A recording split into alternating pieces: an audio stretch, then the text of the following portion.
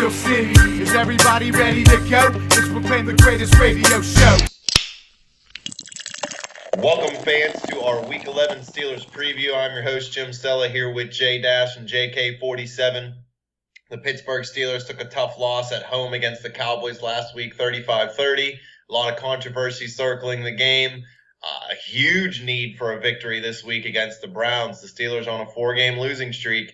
If they lose this week to Cleveland, you can pretty much kiss their playoff hopes and the division bye-bye. I know it's mathematically, there'll still be a chance, blah, blah, blah. If you lose 5 straight and the 5th one's to the Browns, you're garbage. You don't belong to be in the playoffs. Yeah, you're right, but we know this division isn't very good. You got the Baltimore Ravens at the top, and I don't trust them to win out or anything either, so it's not like all is lost if you do lose this game. But when you lose more than 2 games in a row, you're hurting, and you're not feeling real good about your chances moving forward. And if you lose to a team that hasn't won yet this season, things are looking really bad for you. Cam Hayward is out for the season. That is the biggest news coming out of last week's debacle. Dunzo. Well, just another one. Chalk them up. We're screwed pretty much. We're not going to be able to stop the run the rest of the season. Look what happened the last time Hayward was out. We got gashed. You're going to have Ricardo Matthews, Javon Hargrave, and L.T. Walton. 3 guys trying to take the place of 1 guy. Now, also, I kind of think that Hayward was hurt for most of that game against Dallas, and that could be part of the reason why Zeke was able to run up the middle so easily towards the end of the game, because Hayward just didn't have it. He tore his pectoral muscle. You know, his arm was pretty much garbage for the rest of that game. And that's why they lost that game. They had it, but they just, in the end, they couldn't stop the run. That was it. They couldn't stop the run, and they had 2 timely penalties. They didn't get crushed in penalties. They only had 4 for 40 yards, but 2 of them were late in the game at the worst possible times. And it just gave Cowboys, that little breath, and they took advantage of it. Cowboys made more plays. This week, I don't expect it to be such a close football game. Funny, I read RG3 might be able to come back this season. Not for this game, but he says he'll be able to come back and play this season. At what point would you even bother putting him back in? Wouldn't you just keep seeing what you have in Cody Kessler instead? McCown's not the future. RG3 was only on a 1-year deal. Would you even let him play again? Well, it depends. If they keep playing here, can't win a game with Kessler, I mean, I might try. You don't want to go 0-16, so you got to do what you can do at the end of the season to try to win a game if you're still if you're 0-14, 0-15 at that point. And just put your best players in there. Well, at this point, why would you be playing Kessler? This is a guy that scored 7 points last week. Yeah, he's their young guy, though, man. I mean, they're seeing if he has any future value, but coming out of this Cowboys game, we've seen Dak Prescott tear it up. Is it possible Tony Romo throws a touchdown pass to Terrell Pryor next season? That's the real question. I've kind of just been talking about it. I think the Browns would be the first team to go after Romo when he's cut in the offseason, because we know he's not coming back to Dallas. Prescott would have to be hurt forever for that to happen. So I definitely could see Tony Romo in that offense next year. Hugh Jackson likes the quarterback that gets rid of the ball fast. It could happen. And you love this offense coming into the season. Will Tony Romo be the one to do big things there? He could definitely help them score points. I mean, Romo's always been a regular season guy. He's always been able to win games late. He's always choked in the playoffs, so it won't get him too far, but it'll get him a regular season win or 2. That's about it, huh?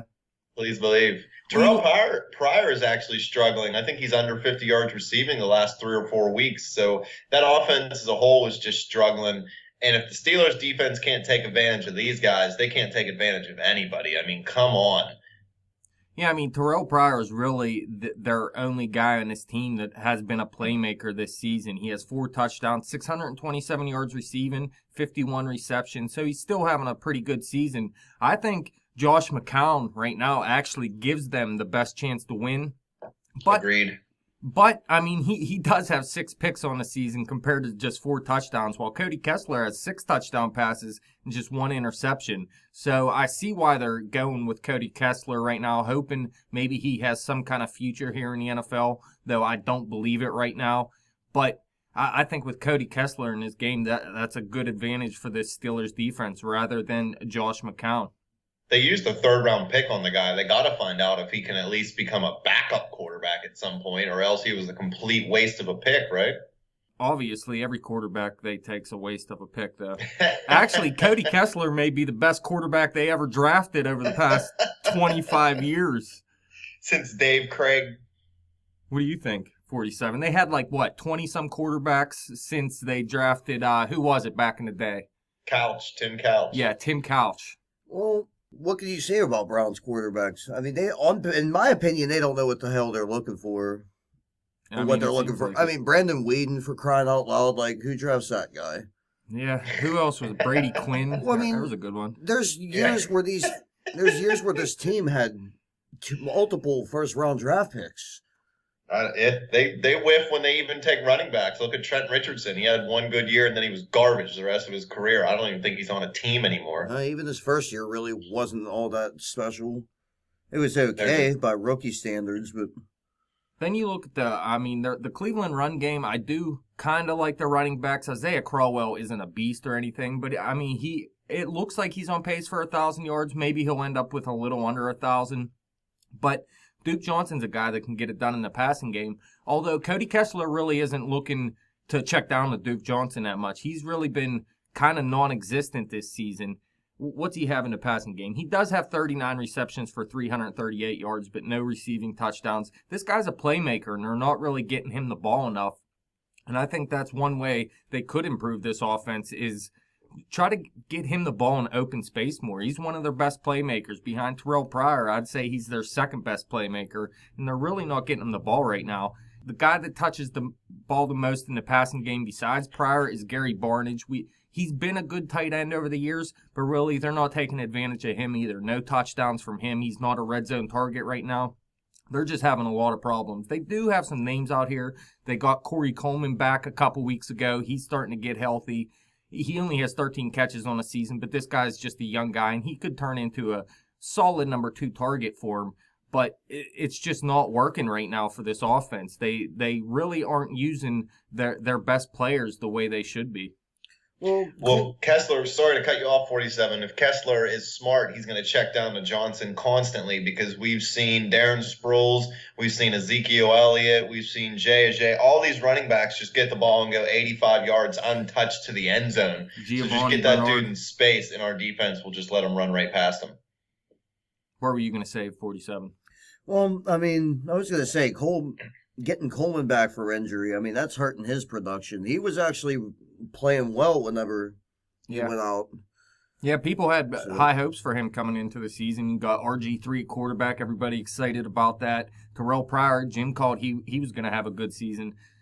But a lot of people were high on Corey Coleman too, and along with Gary Barnidge, it looked like RG3 was going to have some options out here. But again, RG3 goes down, they're scrambling at quarterback, going in to the second game of the season. They really never figured that out still.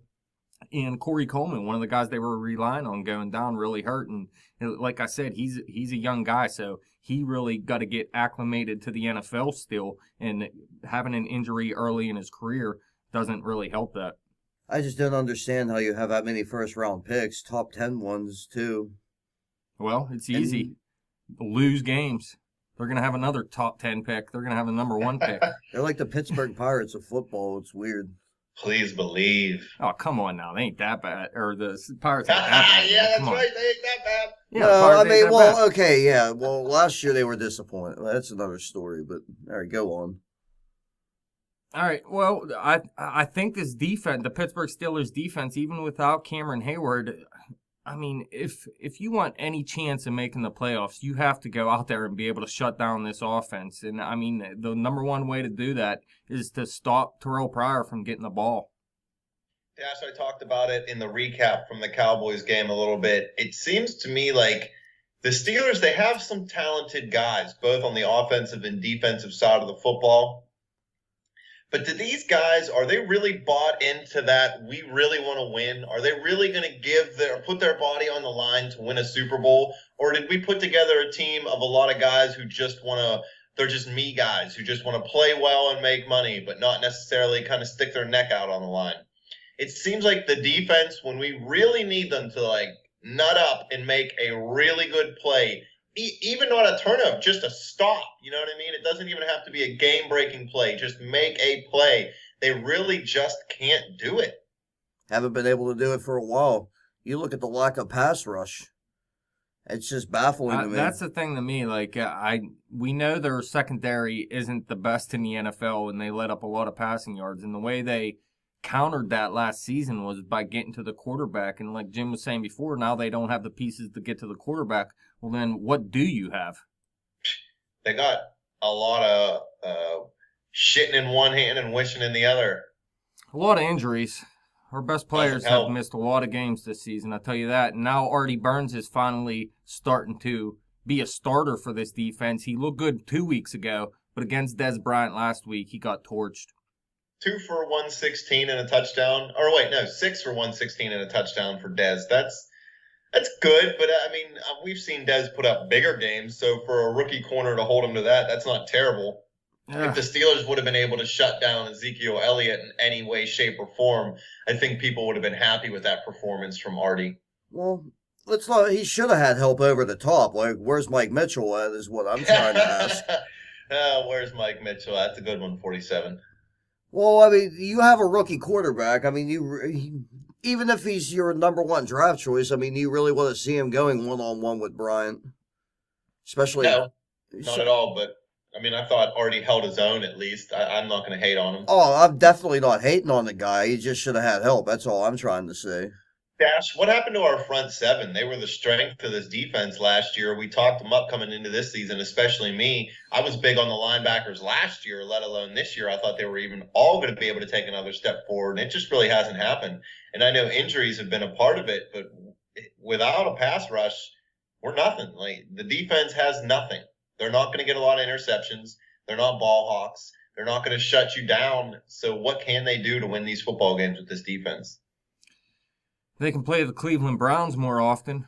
Please believe. Now, 47, do you remember the only time Ben Roethlisberger has lost to the Cleveland Browns in the state of Ohio? We were there. Oh, that was brutal. It was miserable. One of the funnest times of my life, no doubt. But I mean, I'll tell you what. There's nothing worse than going to a football game, cold weather, and just getting blown out. We didn't get blown out. We didn't get blown out. I think the score was like 7-6 or something like that, if I remember correctly. Like we got the finger a lot. Yeah, but I mean, the thing is, man, they got to get to the quarterback, like you said, man. That's what they have to do. They got to find a way to get to these quarterbacks more often. And if you got to dial up more intricate blitzes, I don't know, but the rushing four isn't working. That's what I was just going to ask. Should they start trying to bring corners or safeties? Because they were pretty successful with that last year. And they didn't have two beast outside linebackers like they did in prior years, racking up sacks for them, and they were still third in the league. They had Will Allen get a lot of sacks. They had Willie Gay coming after him. Even Antoine Blake was getting in there, even though he can't really tackle, so I'm surprised he was able to sack anybody. But they were getting more creative. Where's that creativity gone this year? Well, like you said, they didn't want to blitz too many people because of the second. They're worried about the secondary getting burnt. But my question is, wasn't that the problem last season? That's why you had to get to the quarterback. So they're kind of contradicting themselves from one season to the next of why they are or are not getting to the quarterback.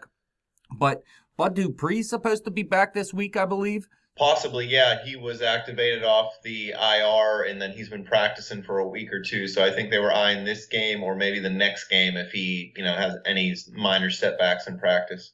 I think this is a good week to get him back and try to get him to the quarterback, maybe get him some momentum moving forward. This is a good week to do it because the Cleveland Browns offense is a joke. 47 last year, Dupree was a pretty good force coming off that edge early in the year, but he kind of tailed off towards the end of the year. Now, a lot of rookies hit that rookie wall. It's hard for them to play the 16-game season and whatnot.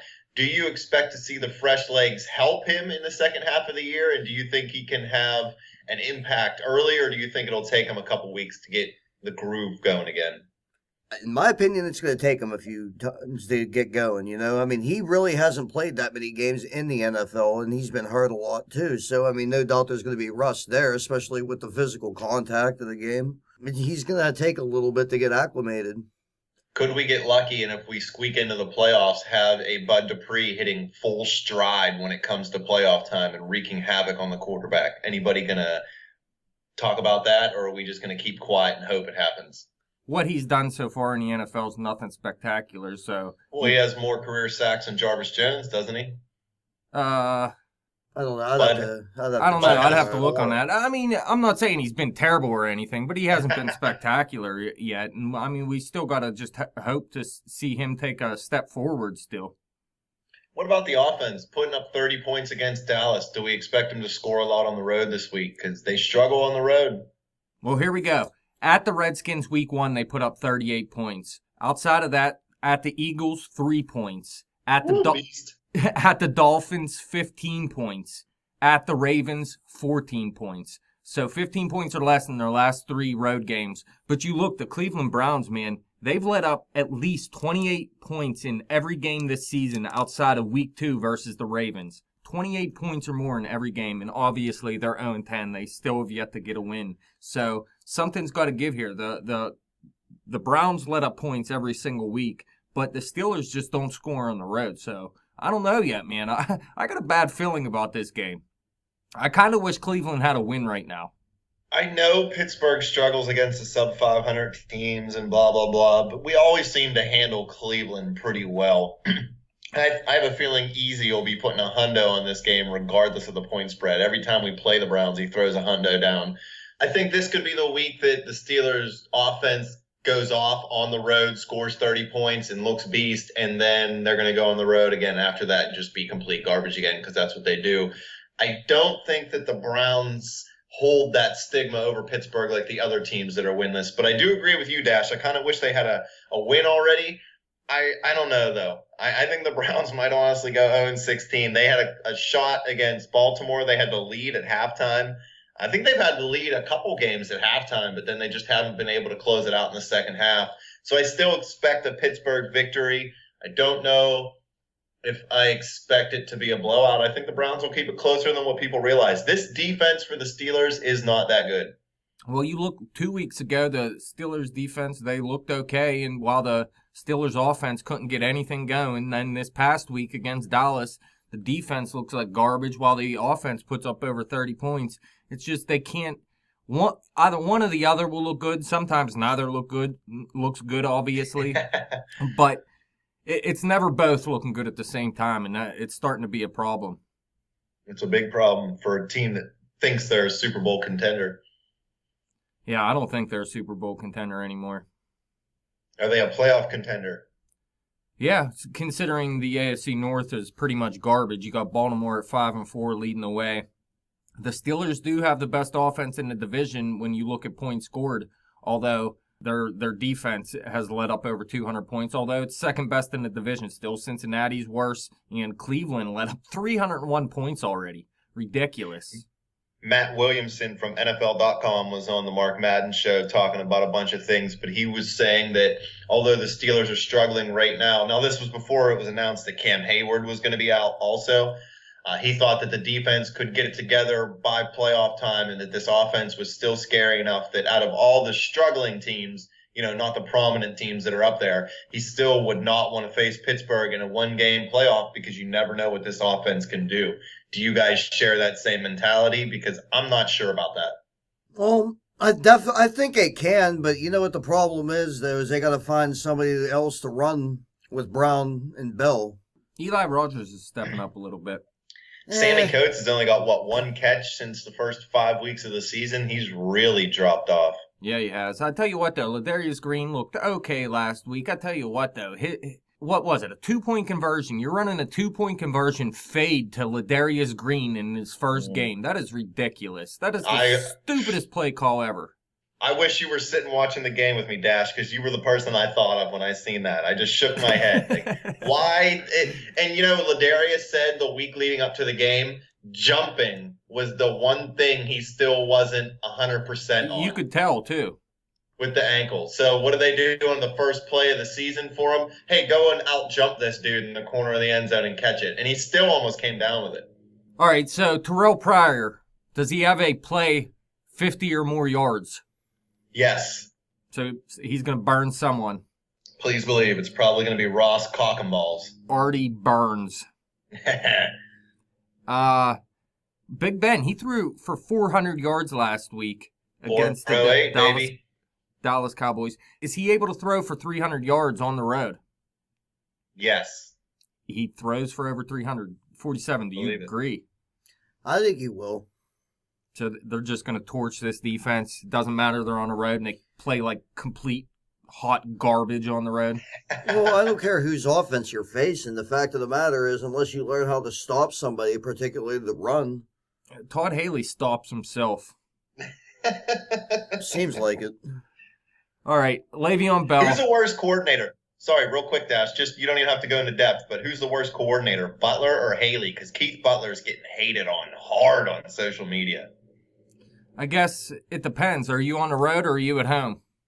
At home? At home, he's worse than Haley. On the road, Haley's worse than him. Got it. So they both suck. And get rid of the special teams coach, too. He's terrible. Yeah. Seems like we haven't been able to play special teams properly in decades. Yeah, since Tomlin's first Super Bowl, I think we had a good special teams unit. Le'Veon Bell scored his first touchdown last week, the first touchdown of the game. It was a very nice catch. Good pass from Ben as well. Does he score in back-to-back games? Yes, I think he gets one on the ground this week. I think he's going to have a big day on the ground. I don't think we're going to see a lot of him outside the backfield like they usually do. They need to learn how to literally run the football. I'm not hating on Le'Veon because he's getting the yards, he's getting in the end zone, or as of last week at least. But what happened to us just being able to get a yard? This is a problem again for the Steelers. On 3rd and short, we can't run the football. In goal line situations, we can't run the football. I'd like to see him be able to not run a power offense, just when they need that power play 1 or 2 times during a game, be able to actually execute it because they've been struggling. What's your key to victory? Oh, the defense has got to not look terrible. I mean, I hate to put the game on them last week. I know they did some good things, and I know, play here or there in that game's differently, but that kind of seems like what we keep saying every week. A play here or there, and we could have won. A play here or there, we could. The defense needs to make those plays here or there. They need to come up with stops. And the Steelers' offense needs to get it together on 3rd down. 4 of 10 again last week after going, 0 for 9 or 0 for 10 in the first 3 quarters the week before. If they can't convert on 3rd down, the defense can't be successful. I know Dallas only held the ball for, it was not even a full minute longer than Pittsburgh, so I'm not going to say they overworked the defense, but the defense is not that good. So the offense has got to stay on the field. Got to convert them 3rd downs. It's big. I think they have to make sure they stop Isaiah Crowell. We've seen when they don't stop the run, they get smoked. And make Cody Kessler beat you in the passing game, although you got to watch out for Duke Johnson too. So you got to stop these running backs, because if you do stop Crowell, Duke Johnson, I know he's not been used that much this season, but he's a guy that can beat you in open space and beat you in the passing game. Kessler, he needs to start looking his way more. So if you stop Crowell, make sure Duke Johnson isn't that guy that beats you. How about you, 47? Any keys to victory? Ball control. Keep his defense off the field. The defense carried the load in Pittsburgh for so long. I think it's time for Ben to carry it. Yeah, I mean, he tried last week. Defense. He did. He had a good game last week. I have no complaints the way Roethlisberger played last week. The whole offense in general stepped up. Yeah. Ben was fantastic, actually, in the last 4 minutes of this football game. We actually should have won that game. Dash, I've been talking about the Steelers' lack of depth, and I think some other people are finally starting to realize it too. Look at the way the cap is structured. When we won those Super Bowls with Roethlisberger early, he wasn't on these $100 million contracts making $20 million a year yet. He might have been at the beginning of his first big deal he got. We have $20 million allocated to Big Ben. We have $15 million allocated to Lawrence Timmons. We have $10 million allocated to Antonio Brown. We have around $10 million allocated to both Cam Hayward and David DeCastro. That's where our money is. And I'm not blaming, because the Steelers need to do a better job of drafting in the later rounds. But when you have a top heavy cap like that with a lot of stars, you need to hit on those late round draft picks, and they really haven't been doing it. And the Steelers' lack of depth is evidence of that. You can't spend 30 to 40% of your cap on 8 players and expect your team to have depth all the way throughout. So they got to do something better. And I'm not going to so much put it on the coaching staff, is partly their fault, but partly the front office for not really identifying the right people in those late rounds of the drafts recently. That's usually something that Bill Cowher was very good at, getting players in these late rounds. You know, I always thought Cowher was a better player evaluator than he was a coach, and that's not a knock on him as a coach. I just thought he would have been a really, really good front office guy, and I'm surprised that he's never tried to go do it, honestly. In Cleveland. Yeah. So final score. Oh, boy. I think the Steelers have the ability to score 30 points this week. I don't think they quite get there. I think Pittsburgh wins this game 28-24. 47. I agree with Jim. Exact same score. No, I'm going to say 28-10. 28-10, so they're going to blow them out. I'm going to say the Steelers' offense looks like garbage on the road again, but they pull out the victory because the Cleveland Browns are so bad, although Terrell Pryor does something spectacular in this game. I'm going to say 18-10. I just feel like Big Ben plays better against the Browns than anybody. Remember last year when he came in when he was supposed to be hurt and he smoked them for over 300 yards and like 35 touchdowns? Yeah. It was awesome. I'm just worried, man. I don't know. They have not looked good on the road at all. And 18 points, I said 18 points. I mean, that would be their second most all season and most since week 1 on the road. I pick up what you're putting down, my friend. I have little faith left in this year's Steelers team. I'm not going to say I hate the Steelers or not be a fan like some of these jabronis on Facebook, but this year it's quickly coming to an end. And like I said at the beginning of the episode, if they lose to the Browns, that doesn't mathematically put them out of the race. That doesn't even mean they're not going to make the playoffs. They could lose to the Browns, still make the playoffs. But my point is, if you lose to the Browns, you're not even deserving of a playoff spot. So even if you make it, you're not going to go far. No, I don't think they'd go that far. But I take a look at their schedule moving forward. You got at the Colts following the Browns. That's a primetime game, it looks like. So they do a lot better in primetime. So I'm hoping they could win that one. Then you got the Giants at home. The biggest competition left to me is the Bills on the road. You got to go into Buffalo still. That should be a real tough game. But then you got the final 3 games of the season are division games. I think you can win in Cincinnati. I think that's like a second home to Pittsburgh. Then you have the Ravens at home and the Browns at home. So even if they lost this Browns game for some reason, I'm not giving up on the season because our division isn't very good. The Ravens kind of stink. The Bengals have sucked this year. And things are looking good moving forward after this Browns game, considering 2 of their 3 final road games, they should be able to win, in my opinion. I look like I'm actually half intelligent. I predicted Terrell Pryor to have a good year, and I said that the Bengals would be garbage this year. Yeah, you talked up the Browns a little bit too much, though. Yeah, it was fun while it lasted. And then RG3 broke his arm in the first week, so everything kind of went downhill from there. Anything else for the fans? No, that's it, man. 47, you got anything else? Need a win. If they win, are you going to dye your newfound dogs black and gold? Well, since I have a golden retriever, I actually got him a black leash, so black and gold. So you're just going to play black and yellow everywhere as you walk them around, correct? I could. I'd have to get one of those big boom boxes there to carry on my shoulder. I don't think I have one of those. Fans, if you want to volunteer to be the person who carries the big boombox for 47 while he walks his dog, hit us up on Twitter at bet_the_spread. Hit me up on Twitter at betjimthewin. Check out the Facebook page at facebook.com/betthespread. Keep coming back here to YouTube to listen to the best Steelers coverage out there. Let's hope and pray we get a victory. Please, please, please.